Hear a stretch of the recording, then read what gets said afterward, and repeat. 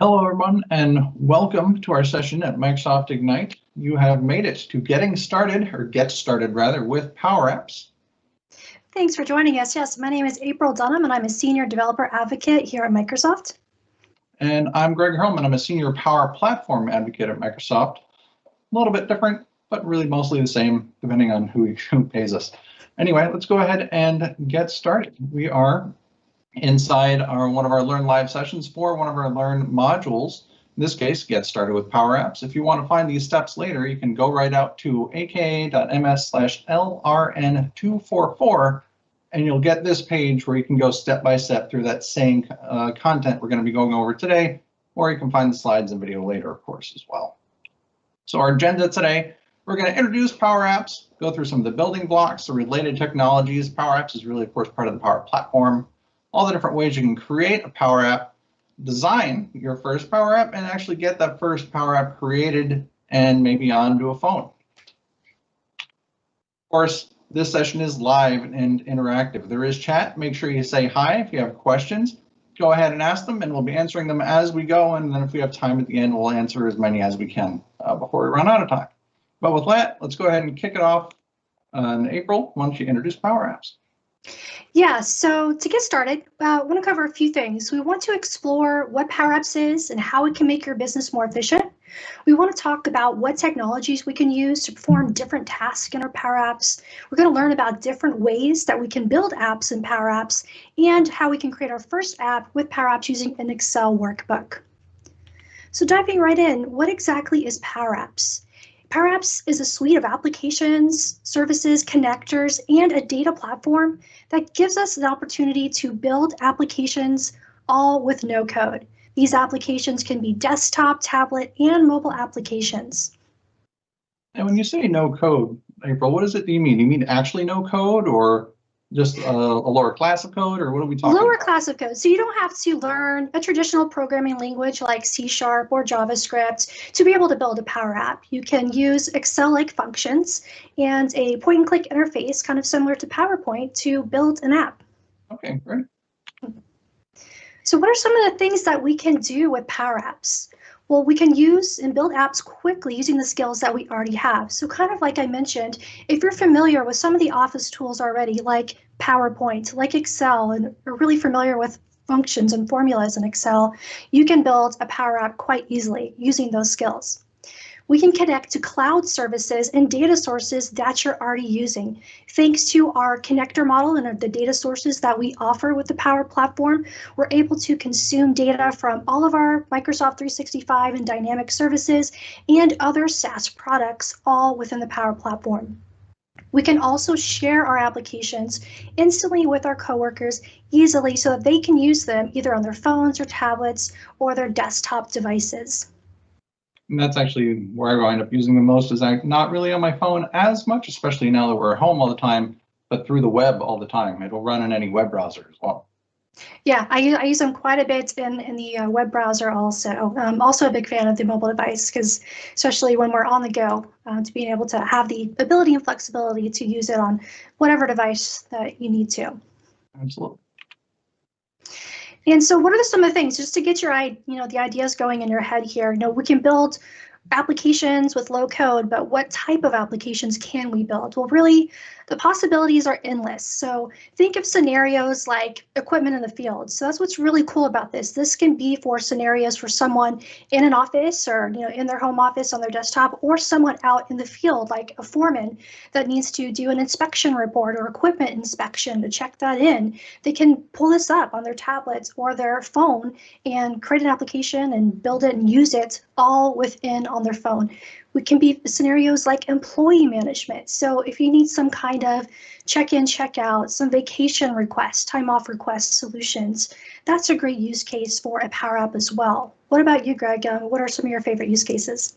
Some of the things I've found where in sales, like in person in a showroom or something like that, maybe you have a lot of information about your products in your systems, maybe an internal website or something like that. And I know as a customer, it's not my favorite thing to have to follow an employee back to a computer wherever it is in the showroom so they can look up something. We've seen people create PowerApps, pull out that same data right there on the device that somebody can carry around, whether it's a tablet or even a phone, and pull out that same information and be able to carry on that conversation and with the customer in front of the thing they were asking about to begin with, which helps the sales, it helps the customer, it helps everybody, and it's been super easy to get started. Definitely. One of the use cases that I love recently is being able to use it to check in and check out of a facility and for contactless checking in. So being able to scan a barcode on your phone, say in another tablet or something that has a Power App on it to be able to get into a location. It's a really timely and great use case as well. Definitely. Yeah. So what are some of the building blocks of Power Apps in general? So there are three main areas that we'll go to either make or build our applications, to use them, and to govern them. And Greg's actually going to go a little bit into these building blocks a little bit more here. Thank you, April. So as April just mentioned, there's a few different building blocks that make PowerApps PowerApps. We're going to go through the real basic steps, sites you might run into, places you might go as you're creating your apps, or you might just read about in documentation so you know, well, what we're talking about when we mention them. First, most obvious, it's the PowerApps homepage. At make.powerapps.com, this is a site you're going to probably most often wind up on when you're building your Power Apps. If you're building an app, you're going to start here. This is what I load up all the time, whether I'm creating a new app or even going to find an app to run inside a web browser. Make.powerapps.com is where you want to go. Next up is the Power Apps Studio. It does have its own URL, create.powerapps.com/studio. This is not a URL that you're really going to type into your browser a whole lot. This is a site that's going to pop open when you create a new app from the Make website. And this is where we actually make our Power Apps. We add our controls, we set our properties, we add the different screens and so on. And up here at the very top, right next to the FX here, you see our formula bar. Much like an Excel formula bar, this is where the code runs in a Power App, and it's just a number of different functions that you can then chain together a lot like you do inside Excel. That language, in case you're been wondering, is actually called PowerFX. We actually gave it a name just this morning, so now we have something to call it instead of abstract random language. This is PowerFX. That's that formula language you might be hearing about as we go through, and you're going to be using it inside the Create platform an awful lot. And then, did you have something? Nope. Okay. And then inside Power Apps Mobile, this is a lot of where you're going to be using your Power Apps. Now, I mentioned earlier, you can run it inside a web browser, but more often than not, the users that you're creating these apps for are going to run them inside a phone or a tablet. And there is a Windows app as well. All these are available, and they're available in your app store of choice, whether it is iOS or Android. You can find the Power Apps app. You download and run that. And then inside that app, you find all the Power Apps that people in your organization have created. And last but not least here, we have the Power Platform Admin Center. This is where, if you are an administrator of a particular environment in the Power Platform, you can configure those settings, add people to an environment, update things as you need to, reset environments you have to. A lot of the kind of administratively tasks that are really in there. Sometimes this is going to be entirely managed by your IT organization, and that's okay. They're used to managing this sort of stuff. Sometimes I might pass on administrative tasks for some of those environments to people outside the IT in the organization that are closer to the people actually inside that environment using it. Now, what do I mean when I keep mentioning an environment? It's a way that the Power Platform has to separate out sets of applications, data, workflows all together into a particular group.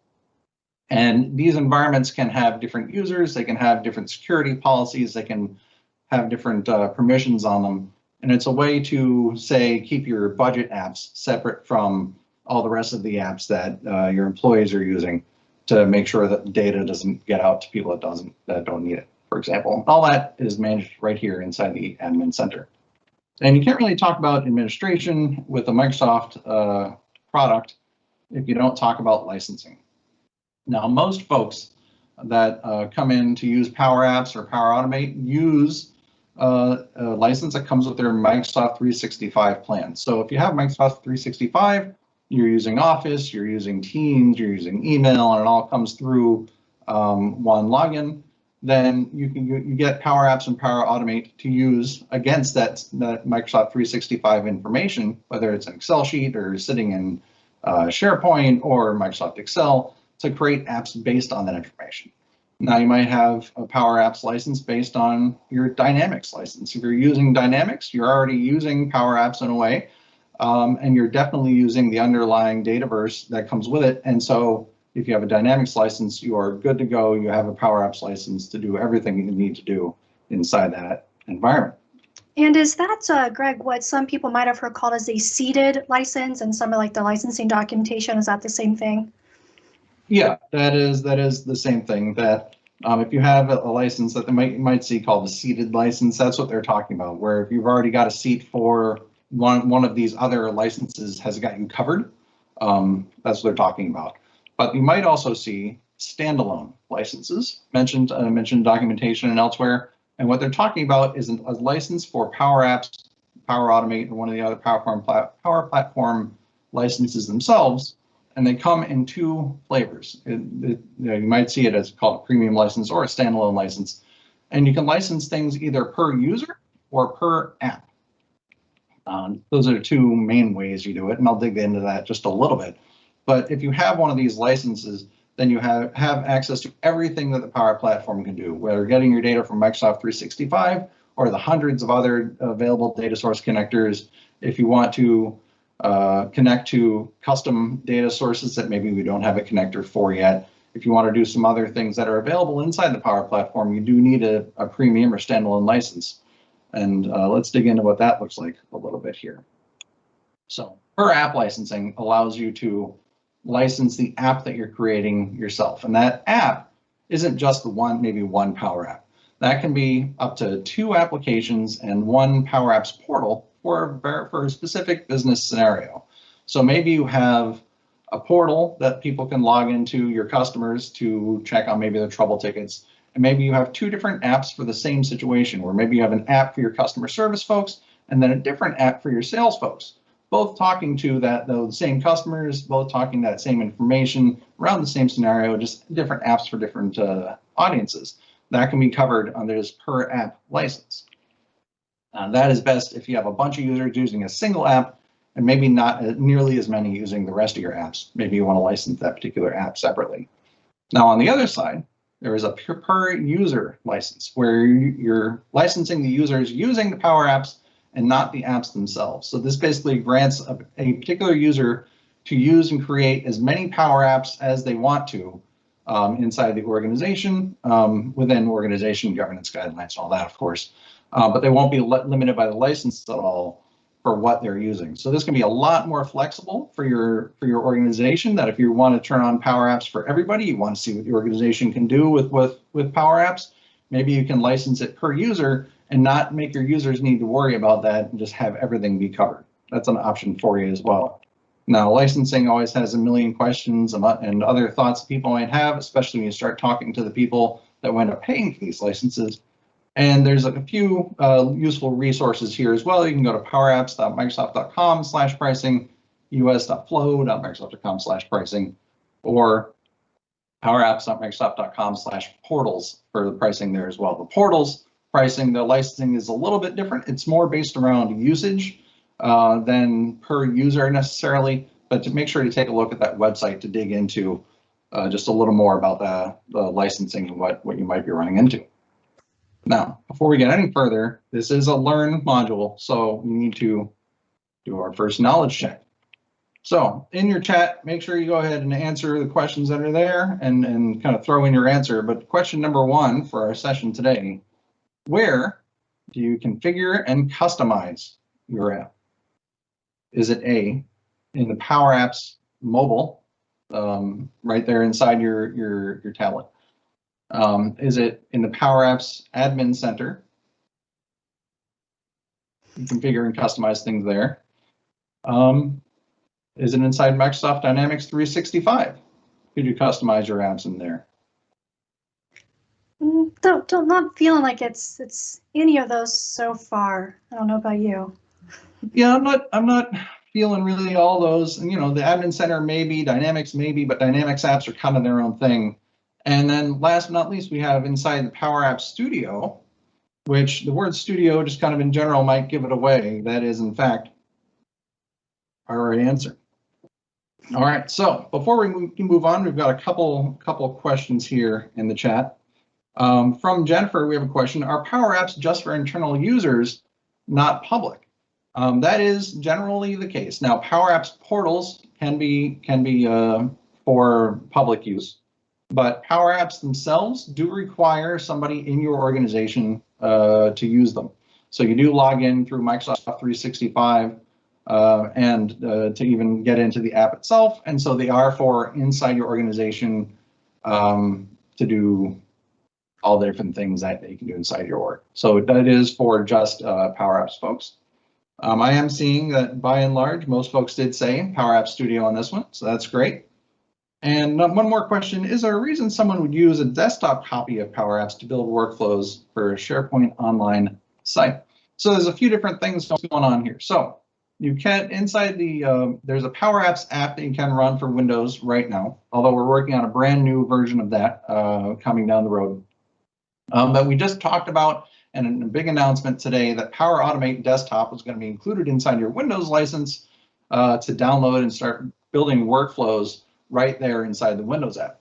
Now, Power Automate and Power Automate Desktop are separate from what we're talking about right now as far as licensing and how you create these things. If you're creating a Power App, you definitely are going to be doing it inside the web experience, inside the PowerApps Studio at create.powerapps.com.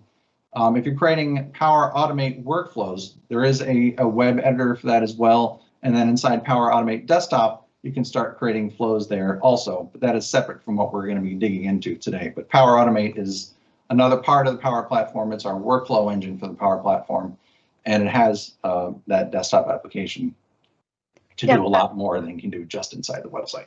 And I was really excited about that announcement. Yeah. And we'll be talking about Power Automate here a little bit more and how we can use that together with Power Apps for our business solutions. And speaking of Power Automate, why don't we just jump right into our related technologies? April, what do you think? Great, yes. So as far as Power Apps, we know we can use that to build applications, but typically when we're talking about solving a problem or building a business solution, it's not just an app. There's usually some other things involved. We need to maybe pull data from other data sources. Maybe we need a workflow process as part of that for an approval. So that's where these other related technologies really come into play. So one of the big things is data sources. So we briefly mentioned this in the beginning here, but with the Power Platform, we have the ability with data sources and these things called connectors to bring cloud and even on-premise data into our Power Apps. So we can access that through these built-in connectors or even something called custom connectors. So we have, I think, over 400 different connectors to various SaaS products, whether that's things like SharePoint and Dynamics, or other products like Salesforce and Twitter. But if you need to build something that connects to something that's not in one of our 400 different connectors right now, we can build what's called a custom connector so that we can connect to any of the RESTful APIs that you might want to access. And we even have that gateway. So what that means is if there's some kind of data that we need to connect to behind the firewall on an on-premise server, like SQL or SharePoint on-prem, whatever it might be, we can install this gateway and use that to connect to that data into our Power Apps applications. We also have something called Microsoft Dataverse. So this is our compliant and scalable data service that's fully integrated into Power Apps and the entire Power Platform. So that's a good solution and database that we'll talk a little bit more about later on here. And then we have Power Automate. We were just talking about this. So if we need some kind of workflow solution, maybe we need an approval, maybe we want to receive some notifications, send an email, run a process, go pull data from somewhere else, whatever it might be, we can leverage Power Automate in tandem with Power Apps to build that holistic end-to-end business solution. I know for myself, I use Power Automate more than not to send out those approvals. Where somebody wants to save some data, maybe it needs a manager okay before that data gets pushed out somewhere. Power Automate is really great for stuff like that, and we can run those workflows straight from our PowerApps if we need to. Exactly. Big fan of Power Automate here, especially when used with our PowerApps. All right, so a little bit more about those data sources and those connectors. So in PowerApps, in our Canvas applications, most of the time you're going to want to pull external data from somewhere. So whether that is SharePoint or the common data or Dataverse. So it says common data service on there. So that's something I wanted to bring up here. If you see that, that's actually what Dataverse is now. That's what's the old name for Dataverse. So it was recently renamed there. But also pulling information from things like Dropbox and OneDrive. So we can just leverage the connector and pull and consume the data. And depending on the connector, we can either write to it. Each connector has different actions and things that it can do. So we might be able to read data from it, or maybe even write and store data in some of these different connectors. And April, do IT folks have a way to control which of these connectors people can use in their apps? Yes, great question. And this is something that if you did catch some of the other sessions today at Ignite, that they have continuous more improvements on this. So we have something called DLP policies that we can set up in that Power Platform Admin Center that Greg was just talking about. So we can do things like restrict people from being able to, say, use the Twitter connector in tandem with the SharePoint connector, or even down to the level now, what they announced in some of the earlier sessions here, of being able to control what actions in a certain connector you can do. So we have complete control over this in the Power Platform Admin Center to be able to determine what we can do and who can use and consume some of these connectors. And just to add to what April said, if you see things referring to DLPs or DLP policies, those are data loss policies. Those are basically the limits around what connectors can do so that IT folks can feel better about having folks all across the environment or organization creating these apps. Yeah, thanks for clarifying that. So data loss prevention, meaning avoiding leaking data that might be personal that you don't want to get out there, maybe in the Twitter scenario, not leaking social security numbers out there, just, restricting that in some way. That's what those data loss prevention policies do.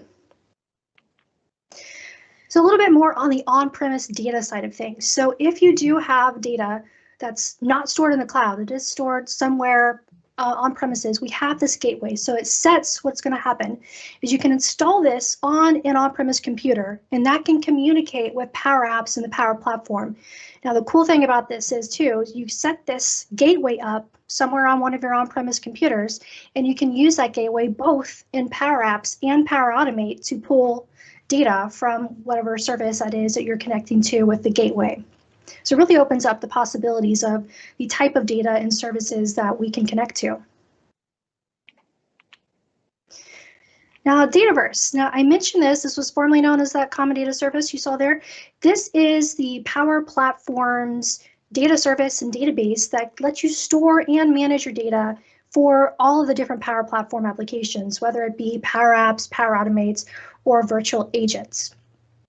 Now, with Dataverse, there's lots of different reasons that we might want to use this, say, over other databases like SharePoint. So for one, we get standard and custom tables within Dataverse so that we can have a rich storage option that's relational, meaning we can have rich data types in that, simple to manage. So you don't have to be a database administrator and know a lot about queries in SQL Server to be able to manage this. It's a really simple, easy to use interface to manage, and it's secureable, and it's able to, we can even have permissions restrict to see who can see, certain data in there, down to what columns and rows of data that certain individuals can see.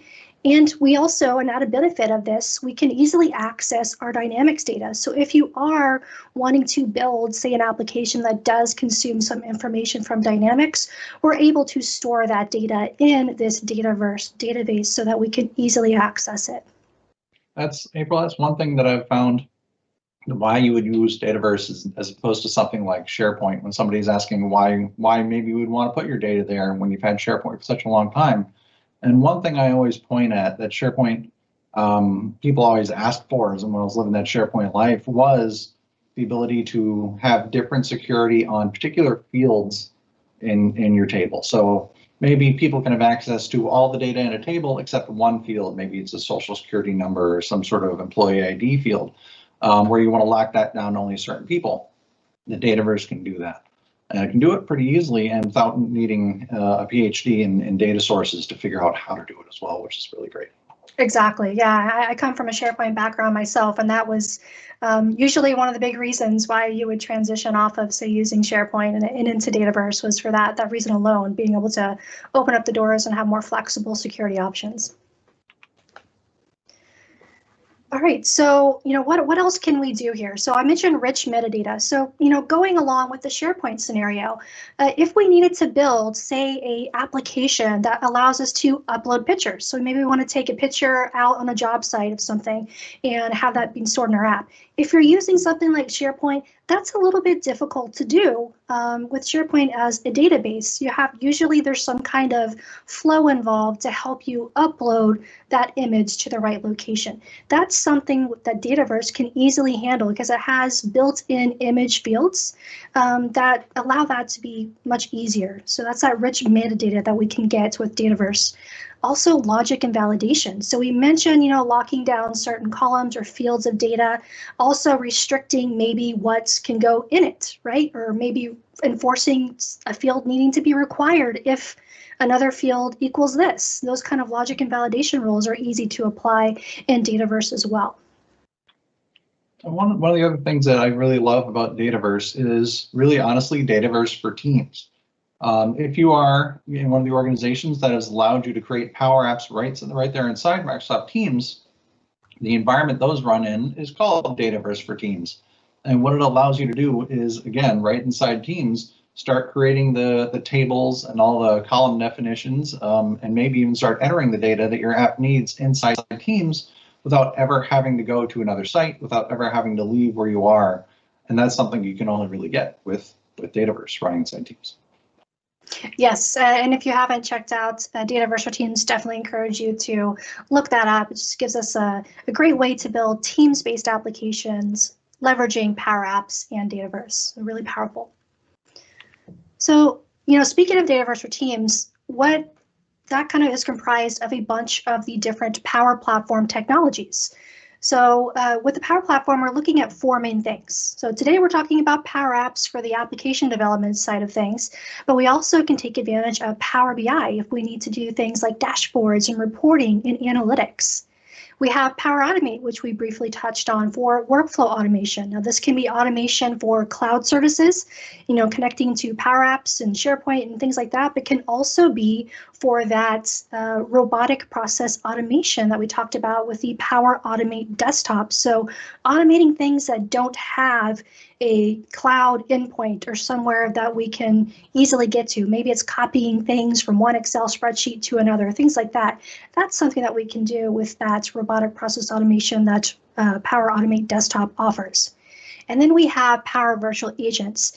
And when we talk about that Dataverse for Teams that Greg brought up, this is a great use case for Power Virtual Agents because we can easily build chatbots that we can integrate into things like Teams with no to low code. So we don't have to go out to something like Azure Bot Service and know the ins and outs of that.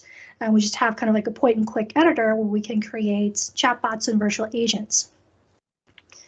So diving into this a little bit deeper, let's talk about Power Automate some more because that is a great integration point with Power Apps, like we kind of talked about. So any traditional workflow that you might want to automate, it's a great use case for Power Automate. So it's going to allow you to bring in things like our robotic process automation, automate legacy systems. So whether it is, like someone mentioned earlier, taking a SharePoint designer workflow and automating that and replacing it with Power Automate, we can do that all with this one tool. And an example that we'll see here of how that can kind of work of the Power Automate logic. So if some things that we can do, if we go there to that slide, we can check and see, get an item from a SharePoint list. So we can have these things called triggers. So what kicks off this workflow?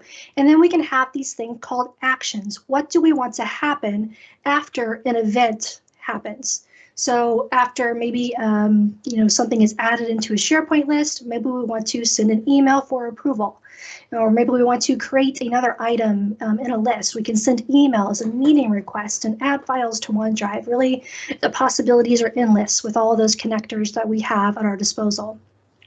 So April, somebody actually asked a question in the chat of what a typical example of a process might be that you can integrate or automate with Outlook 365. So we have one example here, just sending an email from a workflow. But what do you have any favorites around, like maybe Outlook data that you've seen? Yeah, so one of the ones that I love is when an email is received. So that's a trigger that we can have. So say you want to prioritize or get an instant alert on your phone anytime you get an email from your boss, because you want to make sure that you don't miss it. We actually have these things in Power Automate called templates. So there's a template for that where we can say, send me an alert anytime that I receive an email from my manager or my boss. So that's a great example of some of the integrations that we can do with the Outlook connector, and one that I actually use quite a bit. What about you, Greg? That's one of my favorite ones as well. But the other one I've seen is when I have a Power App that somebody can use to create like a request to present a topic internally inside one of a set of meetings we have. And as soon as we have one of those meetings approved, then it reaches out to the shared calendar that the meetings have, grabs the calendar invite, replaces the content with like the speaker name and what they're going to be talking about, and then sends that update out to everybody. So that enables somebody to approve that somebody's going to present and have somebody present, and just have that calendar invite just show up for everybody without having to have a single person send that out and manage all those invites. It's all managed by the app, which has been really helpful in that sort of process. Awesome. Sounds like a great use case. We do have one more question before we go forward. Somebody was asking if workflow approval data is stored inside Dataverse. Yes, so it actually is. So there's some tables there in Dataverse that stores that information that's kept there. But the cool thing too about Power Automate in particular, when approvals, we have the ability to put that data, or kind of build our own logging per se of, when something happens. So like if something is approved and you needed that to go somewhere else, maybe you have a special ticketing system that you use and we have a connector for it. You can build that into your flow as well. So yes, it is there in Dataverse, but you do have the ability to move that and somewhere else if you need to. And one more question. Lots of questions about Dataverse, which is great, by the way, folks. Would lists, and they've capitalized lists, so I'm assuming they mean SharePoint lists, be a simple, or Microsoft lists, I suppose, whatever it's called. Would lists be a simple version of Dataverse for storing info? It's different. So, Microsoft List, first of all, and SharePoint List are actually the same thing. So just getting that out there. Yeah, I mean, in a way, I mean, it could be a good place to store data if you don't have a ton of data, and if you don't need to do things like we mentioned earlier, like have really strict security on different things. That is, a place that you can store the data. There just might be scenarios where, if your requirements, like the security things we talked about, or you're storing a lot of data and need lots of logic and validation, where Dataverse might be a better fit. But yes, the Microsoft lists are definitely a place that you can store data with your PowerApps. Yep, there is a connector for that, of course. I think of it as somewhere in between Dataverse, where you might put a lot of data and put a lot of users or a lot of load into, and then somewhere between that and maybe Microsoft Excel, which is very straightforward and very not really meant for a ton of data updates, but maybe more reading than writing updates back. Then you have Microsoft Lists in the middle to kind of fill that gap if it meets your needs at that level. Yep, I would agree. It's a good kind of step up there of the different data sources. All right, so talking a little bit more about the other integrations, Power BI, this is an important one to go over. So any scenario where you need some kind of analytics within your business solution or process that you're building, that is a great fit for Power BI. So it allows business users to use a number of different charts and graphs. So you can have things like maps in there. You can have linear charts, bar charts, whatever you need, that Power BI usually has some kind of visualization for it, and even comprehensive reports and dashboards. So how does that work in tandem with PowerApps then? So there's a few things that we can do. One, we have the ability to embed a Power BI tile into our PowerApps applications. And I use this one quite a bit. I love this integration. So we can have a PowerApps Canvas app. We can put the Power BI tile component or widget there in our Power App and see a particular visualization in the context of our app. Other ways that we can do this, though, we can do it the opposite way. If you have a Power BI dashboard and you want to embed a Power App, Canvas app into that, you can do that as well. And I think, Greg, you've told me before that you use this one quite a bit, this integration. Yeah, this one's been my favorite lately, really, because it might not be clear from this screenshot, but like this rectangle here, the product details, that's actually a Power App running inside the report. But if you've got folks that are using a lot of Power BI, and chances are people that have management are using a lot of Power BI.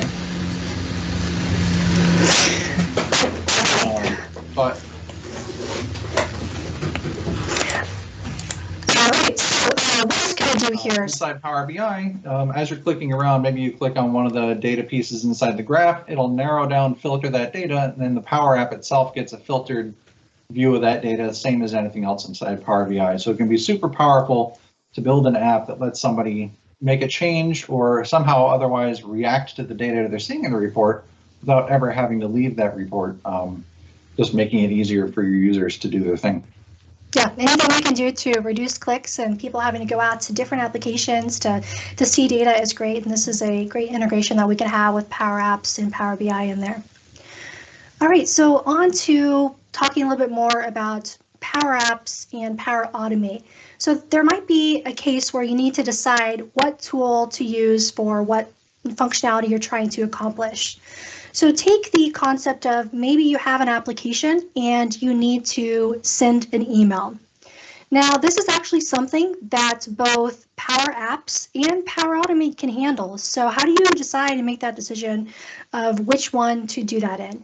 So a few different things that you need to think through and consider when you're choosing which tool to use. For Power Apps, from that side of things, if it's a simple email notification and you don't need a lot of customization in the body of the message, then Power Apps is a good solution for that. Now, the minute, though, you need to have more styling in that, with Power Apps to do that, you would have to inject HTML. So that is something where maybe Power Automate would be a better solution. So going on to, Power Automate, we can do the same thing. We can send emails, but the beauty of that is we have more customization over it, so we can easily still customize and control what shows up there without having to write any HTML and have way more control over that.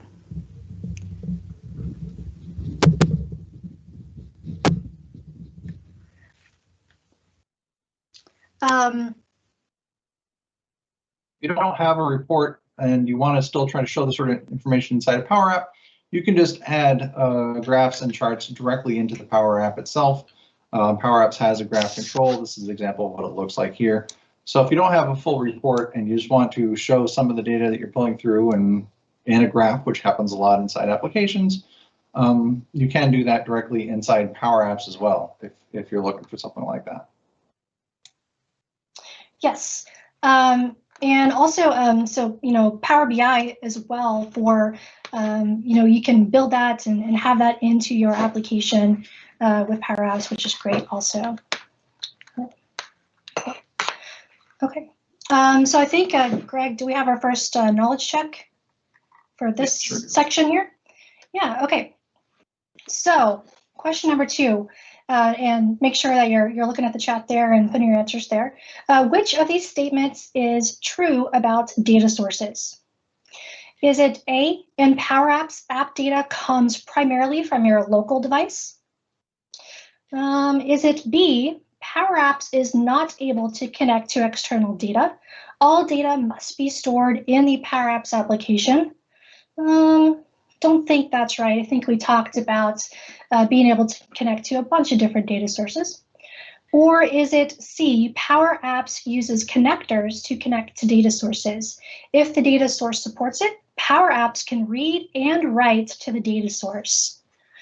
That one's a little tricky. So for this one, like, I don't know, A calls out to me a little bit because the app data can come from your local device. You can get things like the user's current location or take pictures with the camera, and that definitely comes from your tablet or your phone.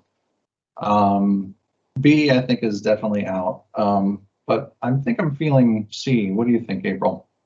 Yeah, C feels right. I know. I remember talking about connectors there and being able to depending on what connector you use, you could read or write to that. So that's sounding right to me. And well, let's see what everyone else thought here. Looks like C was the right answer, and it looks like that's what we're getting by and large. Yep. A couple folks for A, makes sense, but definitely the answer is C. All right, yeah, great job, everyone. Cool. And Greg, you're going to talk a little bit more about ways to build PowerApps now. Yep, absolutely. So building PowerApps is one of those things that it takes a little bit to get started. It takes a little bit of figuring out how the formulas work and how the controls get added and arranged on in an app. And we'll take a look at all that in the demo in a little while. But when we're talking about building PowerApps, there's really three main ways you get started. You can create an app from a template or a sample. And on the make.powerapps.com site, we do have a bunch of template apps that are, I don't want to say ready to go, but maybe are 80 to 90% of the way there for apps that we've heard from people that they create pretty often, whether it's a to-do app or an app to help do some budget tracking, or one of my favorites to manage a meeting as far as who's attending, the notes you need to take, any takeaways and action items from it can be controlled inside that Power App as well. And then you just hit a button and it sends out a bunch of notes and tasks to everybody in the meeting. That's all inside the templates. You can create a Canvas app just from blank. You can get that one blank screen and then you can go nuts. You can create whatever you want. That can be a little intimidating at first, but once you get familiar with everything, you're going to find yourself probably creating from blank more often than not. And last but not least, you can create a data source and create a Power App from there. So maybe you can look at pointing to a piece of data inside Dataverse or inside SharePoint, or in our demo later, we're going to talk about actually just pointing at an Excel sheet.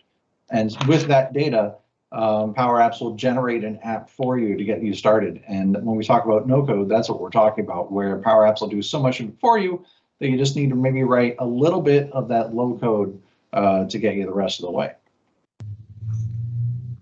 But first off, that template. So the templates are going to be, and we're looking at the budget tracker right here that I mentioned. They use sample data that either just lives inside the app itself, or maybe points to an Excel sheet that we'll then put somewhere in your OneDrive to determine what's possible and help you understand what Power Apps is about, what you can build, how things are put together. This is actually a good example right here in the screenshot of what just a simple graph control looks like. In this case, pie graph, split three ways. But that's from a template where you take something that's there, maybe you apply your colors, maybe you change a few labels, or maybe you add a little bit more, and then you send it out to your user ready to go.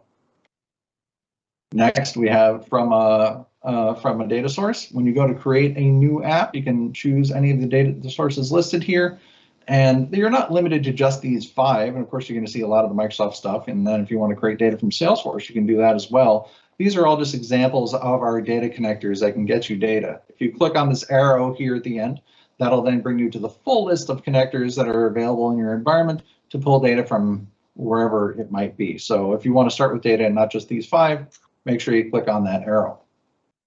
But I mentioned SharePoint, we should talk to that as well. If you want to create an app based on data that is inside the SharePoint list, either data that's already there, or maybe you've got a blank list you want to start putting data into, you can do that right inside SharePoint. You just click that Power Apps drop down there at the top, click Create an App or Customize Forms, and it'll bring up Power Apps, connect the PowerApps Studio experience directly to your SharePoint data already, set up that connection for you, and then give you an app that'll be good enough to get you started for dealing with that SharePoint data. And then you can add whatever other functionality you want to as well on top of that. And then last, as I mentioned earlier, a blank canvas. It is a blank canvas. And you can make Power Apps that do just very simple things, or you can make Power Apps that don't even look like a Power App, and somebody would never know if they didn't have to run the Power Apps app to get to it. And it's entirely up to you. So you can go crazy, or you can start from template, or you can start from SharePoint, or any other data source in that matter.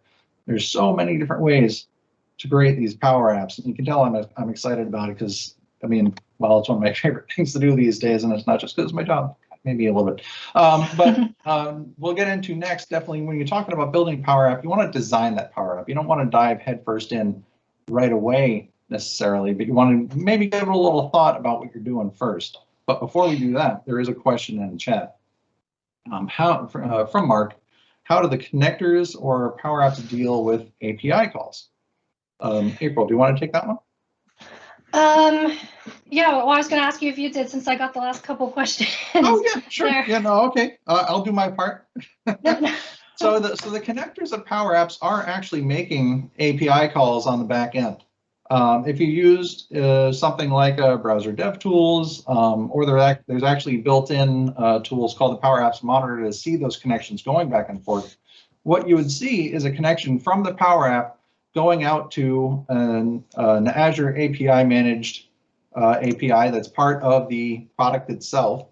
And that server turns around and calls the connectors API, whether it's Dataverse, whether it's SharePoint, whether it's Salesforce, whatever it is. So the APIs are kind of like a layer underneath those connectors, actually doing kind of the low-level data calls. And connectors are just a way to make it easier for folks that haven't been doing web dev forever to get that data and do stuff with it. And one more question from Terry. Can Power Apps use an existing Power BI gateway, or does Power Apps need its own gateway? Now Power Apps, I want, knowing what I know about Power BI, and I don't know this one off the top of my head, so I apologize for that. But Power BI gateways and the gateways we're talking about inside the Power Platform, I think are not quite the same thing. April, correct me if I'm wrong. Yeah, so I'm not 100% sure either, but I believe the gateway works in Power Apps and Power Automate, but I think Power BI is a bit different. So I don't think it's the exact same as the same gateway that you would use in, say, Power Apps and Power Automate. And that is something that we in the product team have been looking at trying as we go forward. If you see folks that are running the product or managing the product talking about one Power Platform and kind of getting things to feel like one platform, that's what we're talking about. You might see some of these overlapping terms that aren't quite the same thing. That's because we've had things like Power BI that have actually been around for a lot longer than the rest of the Power Platform. And the rest of the apps that have kind of come along separately, whether it's Power Apps, Power Automate, Power Virtual Agents, are all kind of different ages. And so we're trying to get them into one kind of lockstep platform is taking a little time, but we're getting there. And we can look at this sort of thing, these sort of things getting easier down the road as time goes on. Absolutely. Okay. Well, I think that's all the questions there. So far we've talked about what Power Apps is, some of the integration points. We've talked about the ways that we can build Power Apps, whether it's from template, from a data source, from blank. So now let's get into the designing process. How do we go about actually designing a Power App? So there are a few different things that we need to address when it comes to building a solution in Power Apps. We need to make sure we understand the business requirements, the data model, the user experience, the user interface, business logic, and output. And we'll go into each one of these here. So starting with the business requirements, and let's switch to the next one here, and we'll talk about how we can go from building a blank canvas app. So as Greg mentioned before, we have that option to start from blank, and it's literally a blank canvas, which can be a little bit overwhelming. So how do you go from something like that with nothing on it to something like what we're seeing here, a fully baked, customizable solution with service desk tickets here. We can create new ones. We can see a dashboard and all of that. So where do we start? First thing that we have to do for any solution that we're building, whether it's PowerApps or any other tool we're using, is we need to understand the needs of our users. So one of the first things that we need to do, though, is we want to challenge the existing process, because it can be tempting to just take, say, the paper form, maybe if that's what you're replacing for an inspection, and just replicating that in PowerApps, because you could probably do it and it's possible, but the question is, should you? This is your opportunity to really take that process and potentially make it better. So the way that we can do that is we can question what the actual business needs are of the users and find ways that we can make the process more efficient. My favorite version of that, April, is the forms that you fill out that so many times will inevitably have that part just maybe in bold, maybe at the bottom, says, this isn't for you, don't actually fill this part out. Right. You don't, if you're building a Power App, maybe you only include that top part and then have an approval process or a submission process where then whoever in that next tier, whether it's somebody taking in the information or management or whoever is supposed to fill in that part that says don't fill this in, then fills in those fields either in their own app or maybe a part of the app that you've created that only they can access. So that's an idea of forms into an app is a great way to get started and see where those opportunities are, but we can do better than just the form once we actually get it inside a screen, of course. Exactly. Or, another great one, check this if, and then if this applies, fill out these next 10 questions, right? A great use case there to improve that process by showing or hiding and only requiring that information if you check that checkbox or whatever it might be.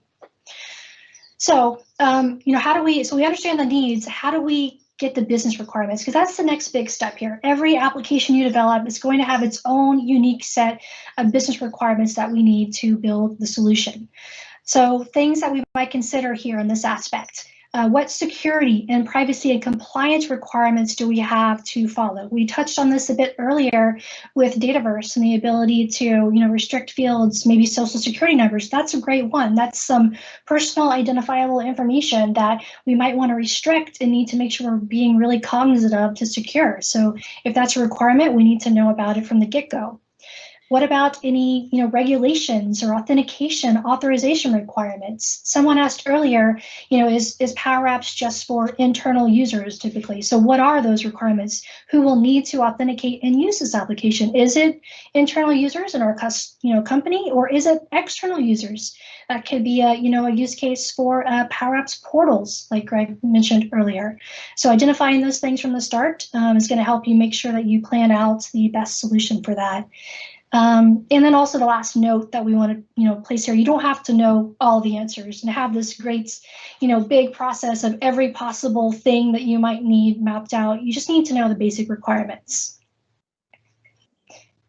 Okay, so the next thing is offline mode. Now this is something that you want to consider. So PowerApps does offer the ability for us to interact and build in the capability to interact with our applications in an offline scenario. So think when you have airplane mode turned on your phone, or you're out in the middle of nowhere and you have no internet signal, right?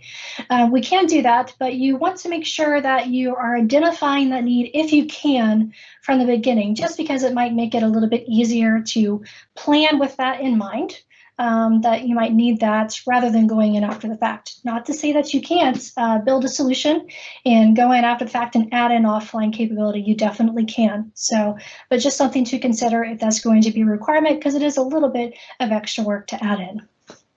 One thing I'll just add to that too is that for right now anyway, offline mode, offline capability to load and save data to be synchronized later is something that only really works in a Power App that runs on your phone or on a tablet right now. It doesn't work if you're running a Power App inside a web browser, and it doesn't work if you're running it inside the current Windows app. That's something that they're going to be bringing to the Windows app soon. So if you're using a Windows tablet, things like that, something to think about as you're planning out your app. Yep. All right, so data model. This is the next big decision. Once you have your business requirements, you need to figure out where you're actually going to store your data and what data you need to interact with. So one of the cool things about PowerApps being we can actually mix and match and have data from various different sources, data sources in one single application. So, first identifying what data sources do I need to connect to? Maybe it's SharePoint or Dynamics or an Excel, sheet on a OneDrive, whatever it might be, identifying where the data is and how you need to consume it in your application. Also, be mindful of maybe where your users are day to day. If they are in SharePoint right now and already interacting with the SharePoint list to store some information about, budget requests or whatever it might be, we can integrate that in with the SharePoint connector within our applications here. And it doesn't have to be just one data source. We can mix and match. And as we mentioned earlier, Dataverse might be a great use case for that as well. If you're starting from scratch and just want a secure and easy to manage place to store your data. And make sure that you're considering too, because we briefly touched on the licensing aspect of things earlier. So make sure when you're fleshing all this out that you are considering the licensing costs, with Dataverse having to have that additional licensing there. So just make sure that you kind of think all of that through from the data model perspective. And that's actually something you brought up a great point, April. If your users are used to going to SharePoint, maybe SharePoint is also your intranet and they get a lot of information from there. You could always embed your PowerApps onto a SharePoint page, whether or not it's actually talking to SharePoint data. Now, if it is talking to SharePoint data, great. If it needs to pull from Dataverse, or if it wants to pull from Dataverse and SharePoint and Twitter, for example, you can do that as well. So, but you do need to figure out what the best case is for your particular app and more importantly, your users. Yeah, or maybe your users are in Teams, and so that could be a great use case for the Dataverse for Teams or embedding your Power App in Teams. So just some things to consider from that end. So next, once you have your data model and your business requirements and all that figured out, now you need to really start honing in and thinking about the user experience. So with Canvas apps giving us that complete control over the user experience, it can be a little bit overwhelming. Like, how do I know what to put on here and how to really build this out? So one of the main points I want to make here is just because you can doesn't necessarily mean you should. It can't be tempting to put everything you could possibly need in one application. I really like the philosophy of keeping it simple as possible. You want to make sure that people coming into the application that you built for the first time, it makes sense for them, it's intuitive, and they don't really need to go read a long documentation to figure out how to use the app, right? Just making sure that it's really simple to follow and intuitive. Other things to consider from design side of things, you typically make sure that your applications kind of match your customer branding. So maybe your company colors and logos. Another cool thing we can do is maybe pop-ups. And showing your hiding buttons. Greg mentioned you might have sections of a form if you're replicating one where it only applies to this group of people. We can show or hide that using some conditions easily. So an example of what a good UX would look like here, we look at a survey one if we go to the next slide there. So we have a class survey. We can have a rating control with stars rating the survey. And when we click submit, if we go to the next screen, this shows a great design element here of a pop-up. So one of the easiest things we can do from a user experience side of things is making sure we're always communicating to our users. So we gave a quick message that, hey, your survey was submitted successfully, great job, and they have the option to close out the form. So that goes a long way from user experience side of things. And then user interface. So when you're trying to figure out how to build out your application, there are a few tools that we can use to kind of create what we call a mock-up, or just a kind of a sketch of how we want to interact with the app and how it should be laid out. So two tools that you can use are either Visio or PowerApps. So a lot of us have Visio and use that, for processing, process mapping and all of that. So that's definitely an option.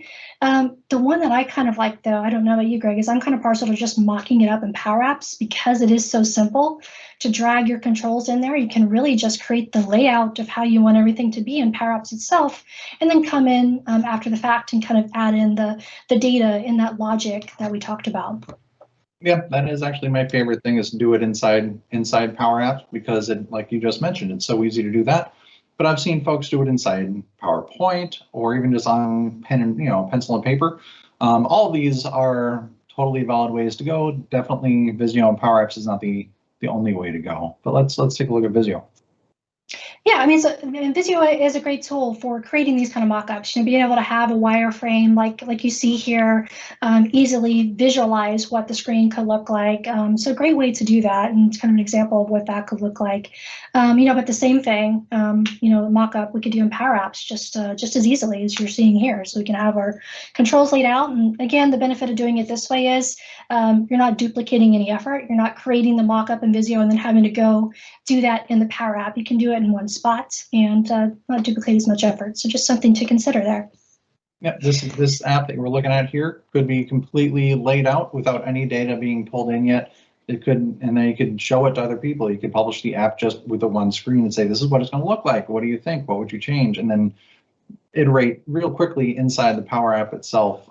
Is really one of the more powerful things you can do. Yep. All right, so next we need to discuss business logic. And we kind of talked about this earlier when we're talking about Dataverse, because this is a place where Dataverse really shines when it comes to business rules and validation. So say a scenario where you have a field, and if that's checked, then you want to require approval from someone, right? We can use business rules in Dataverse to enforce that at the data level rather than in the Power App. So say we went into Power Apps and we said, okay, if you click this checkbox, then make this field required, right? You have to fill that in. We can do that in the Power App level, but the problem is, what if we're using that data in another Power App? Maybe we have multiple ones. That business validation, that rule isn't applied there, but it can be if we use the business rules that Dataverse offers. And then finally, output. Just want to touch on that briefly. Make sure that you're considering, what do I need to do with the data that the app is collecting and where it's going to be stored? Do I need to report off of it? Be mindful of that so that you can make sure that you're architecting your data and your app in a way that the output of the data will be easy to work with and report off of for your requirements. Yep. And just an example of what that could look like here from an output perspective. We could even use, say, Power Apps and Power Automate together to export data to a CSV if that's part of your requirements, so that you can import that into another system or work with it. So lots of possibilities that we have here. Just make sure when you're sketching out your application, your solution, that you're being mindful of what the ultimate output needs to be like. And with that, I think, Greg, you have a great demo lined up here to walk through creating our first Power App. I do, and we're gonna, before I jump right in, we'll just kind of go over what we're doing real quick. And the URL at the bottom, aka.ms/LRN244/demo steps, will jump you straight out to the place on Learn that is this demo. So if you want to follow it step by step later, you want to jump straight to it right now, you can do that. But what we're going to look at is downloading an Excel workbook that's got data already in there, ready to go. And then we're going to get that workbook up to OneDrive, connect to that workbook as a data source inside make.powerapps.com, and then we're going to generate an app based on that data source and publish an app so we can run it on a device. That said, let's go ahead and get started. Now I know we're running a little short on time, so I'm going to skip over the test. I'm sure nobody minds that. And actually what I'll do is do the demo. How about don't just skip the demo too. All right, let me bounce right over to Excel. All right, so we're in Excel where we've got some flooring estimate information, just a bunch of product information about different kinds of flooring that's out there. Different kinds of carpet, how much it costs, maybe a picture of it. This picture just points to URL, not the actual picture. That's mostly how these things tend to work. And then some overview text as well. One thing I want to point out is that this data is formatted as a table. So if I go up to the table design tab here at the very top, we can see it has a table name called flooring estimates. That is the name that Power Apps is going to identify that table by later. So make sure if you've created a data source inside Excel that you want to use, that you've created it as a table 1. Usually you wind up doing that so you can get the columns and the sorting and the nice header at the top and all that. But make sure you give it a name that makes sense and not just call it table 2 or something like that. And just do it in table design, give it a name, hit enter, and you're good to go. So I have this Excel sheet. Let me go ahead and get to, not Power Apps quite yet. get to OneDrive, and I'm just going to drag that file from Windows right into OneDrive here to copy it in. That'll upload that file. So now it's there on OneDrive ready to go. So now it's somewhere PowerApps can get to it. It's on the internet. So let's go back to PowerApps. So I've already got the tab open, but if I go to make.powerapps.com, it does a couple redirects to give us this nice long URL. But this is PowerApps. But I want to create an app from that data. So let's go ahead and go to the Create tab here, or I'm sorry, the Apps tab. All right. Go to tabs. No, I think I've skipped a step. It is actually on the Create tab. We're going to start from data. We'll go to Excel Online. Yep, fine. We're going to use the OneDrive connector to actually talk to that Excel. We click on the Excel we uploaded. We see the flooring estimates table that was in there, and we click Connect down here at the bottom. We get a circle of patience as the PowerApps editor loads up, and a nice diagram to let us know that something is doing things and creating that nice app for you. And look at that, we have an app ready to go. And this is the editor, so we can click on the individual things. We can see that we're looking at the individual image, or if I click on the header, we're looking at the category or the name and so on. And if I click on the play button up here in the upper right-hand corner, we can preview that app. And now we can just click around, see what that looks like, click back to go back, scroll, looks good. And if we search for, say, carpet, we get just the carpet. Looks good, looks like a good app. Let's go ahead and ship it. So I'll just click the X here in the upper right hand corner to close the preview. And to publish this app out, all I need to do is save it. So I'll go to the file menu here at the top and give it a different name, call it flooring info for this one. Maybe we make it purple because purple is best color.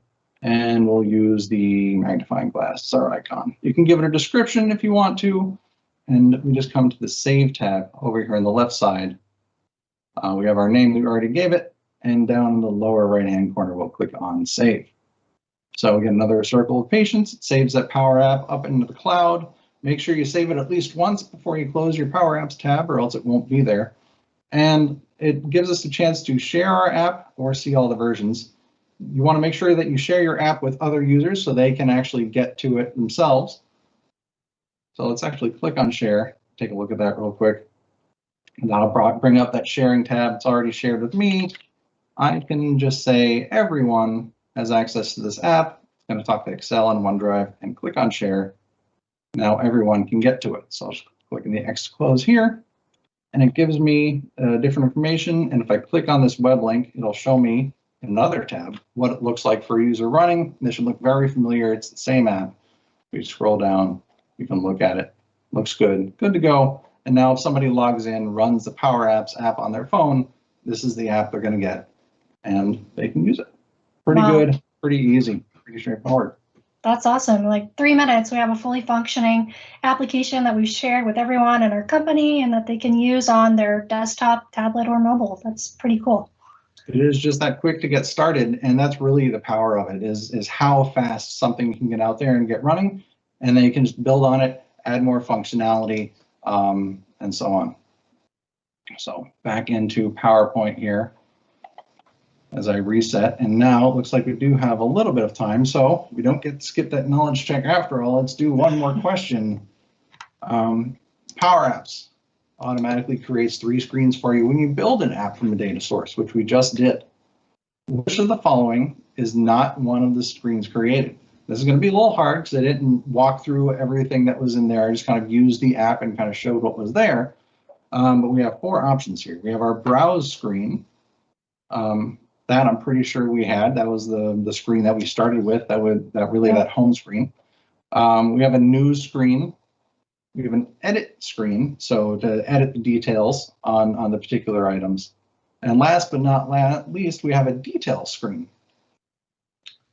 I think I remember seeing the details screen for sure when you were clicking around there and clicked on an item. That sounds about right. maybe. Yeah, I think so. Now, I don't think I went into either a new or an edit screen, but one of them was there and one of them wasn't. So it's kind of a coin toss. If you run the app yourself, if you go through the demo and get that app running, you can check it out. But really what it is, if I take a look here, answers are split. It looks like 50% say new screen and survey says new screen. That's right. There was a little pencil icon there at the top. You click that pencil, that'll get you the edit screen. But if you want a screen to create new estimates, that's something you're going to need to learn how to create yourself inside PowerApps. And there's lots of information on Microsoft Learn to help you dig deeper into actually creating these applications. So we've been through a whole lot. It's been a little over an hour here. And if you have any last questions before we wrap up, definitely get them into the chat now. But what have we done here today? Today we discovered PowerApps. We walked through what it was like to create your first Power App. We talked about make.powerapps.com. That URL, if you do a PowerApps for any amount of time, will be burned into your brain. That is the homepage for PowerApps. There's the PowerApps Studio, that site that you use to actually create your PowerApps and configure all the controls and set fonts and the colors and all that good stuff. That's the PowerApps Studio. And then there's PowerApps Admin Center to create those environments, make sure all the users have access to everything, apply security policies if you want to, all that good stuff that probably your IT will take care of, maybe not. That's all in the PowerApps Admin Center. And really the power of PowerApps is kind of twofold. One, you can create an app yourself very quickly, drag and drop with very little code. But it's the platform, whether it's Microsoft Dataverse, whether it's Power Automate to do those workflows, or whether it's the hundreds and hundreds of data connectors to talk to all the Microsoft stuff, ton of cloud services out there in the world as well. Just to automatically bring that in super easy and then talk to those services using that same low code really is super powerful. So a couple more slides that I want to get to before we run off. Our resources here, again, the Learn module that walks through the same content we've done here today is at aka.ms/LRN244. There's a ton of stuff out there on Learn Live. Go to aka.ms/Learn Live. You can find out all about that. And definitely, please fill out your session evaluation. Help me and April make our sessions better in the future, or let us know what we really did super great. All that information is great. Fill out those session information. But one more thing before we go, the Cloud Skills Challenge is out there for Microsoft Ignite. If you go to myignite.microsoft.com/learning-zone, or just click on Learning Zone there at the top, you can find the Cloud Skills Challenge, and that will let you follow a bunch of information on Microsoft Learn, a collection of learning paths that if you follow through and do all those learning paths, you'll get a code for Microsoft certification. I'm pretty sure the Power Platform certifications are included in that as well. Great way to get started. You can go out to the website for details. And definitely make sure you join the Learn Live show out on Learn TV at aka.ms/learnlive. That's aka.ms/learnlive. So they're going to be starting that show here shortly. They're going to be on March 15th. They're going to be starting with Azure SQL fundamentals, but there's like over 2,000 topics in Microsoft Learn now, and they're going to be looking at all of them one at a time for as long as you and I, and more importantly, those hosts can handle it. So that'll be starting March 15th. So mark your calendars. Make sure you check that out at aka.ms/learnlive. And that's all I have for you today. April, I don't know if you want to add anything to it before we jump to our questions for the last 2 minutes. No, I just wanted to dive straight into the questions because we have a couple great ones out there. So yeah, I want to make sure we get to. So Alex, he asked, could we expand on why we would use PowerApps over Microsoft Forms? Great question on that. So I can chime in real quickly on that and see what Greg has to say. With Microsoft Forms, that's really good for simple scenarios. So, signing up for a potluck dinner. If you need more complex scenarios, that's where PowerApps would be the go-to. If you need need a lot of conditional logic, like show or hide this field, if you need to pull data from data sources, that's the big distinguishing factor for me. You can't pull data from other data sources into a Microsoft form. So if I needed a dropdown that had a list of users from my organization to choose from, that's something that forms couldn't do, but I could do with PowerApps easily. So that's a big distinguishing factor for me. Anything to add there, Craig? And then, so hopefully that answers that one. We're getting quite a bit. Also, Marianne wants to know, is there integrated debugging in PowerApps? There's a couple actually different things that are helpful inside PowerApps. When you're filling out that formula bar up there at the top, you can see right there, it'll pop in right there, like what the value of the variable you're looking at is, or maybe what the data contained within a table or a collection of data is, just right there. But there's also the PowerApps monitor that you can run. It pops open in a separate tab to see all that data going back and forth between your connectors to make sure that the data you're getting back makes sense, that the query that you're sending out to get back makes sense. So there are those informations as well. And one more question I think we have time for that I'll throw in real quick here is, how can you share an app with people outside your company? Right now, your only option is going to be PowerApps portals. We didn't talk about that today, but PowerApps portals is what you want to look at. It can talk to that same data on the back end, but has a different kind of authoring experience to create those websites for folks outside your company, whether it's customers or sales leads or anything else. But that's all we have time for today. Thank you very much for coming out and checking out our session. April, do you have anything else you want to add? No, just thank you so much for joining our session. I hope you learned all about PowerApps and got inspired to get started. Thanks for joining us and enjoying the rest of Microsoft Tonight.